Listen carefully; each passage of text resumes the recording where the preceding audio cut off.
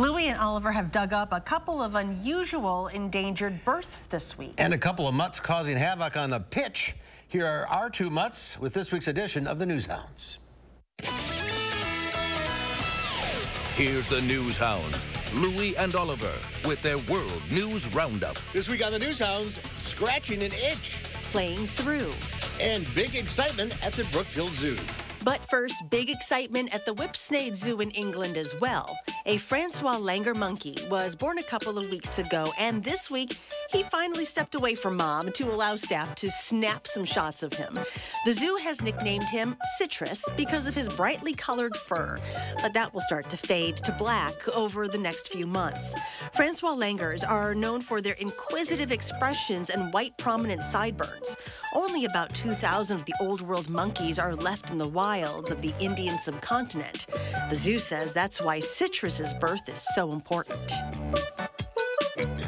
For the second time in less than a year, Brookfield Zoo's Nyalas, Zola, and Hamilton are parents to a calf born in the antelope's outdoor habitat. Guests can see the 14-pound male calf, his mom, and other members of the herd. That includes Zola's two other offspring, nearly 3-year-old Leah and 9-month-old Zuri. Native to southeastern Africa, the shy and cautious medium-sized antelope lives in dense thickets, forests, and woodlands. The Nyala population in the wild is listed as least concern, but there are only 100 of them in 16 accredited North American zoos. The Minot High Magicians were taking on the Jamestown Blue Jays this week when two dogs ran out onto the pitch about halfway through the first half. Officials had to pause the game for roughly a minute, which was the perfect amount of time for one pooch to get a belly rub from a player. The dogs quickly went on their way and the game resumed.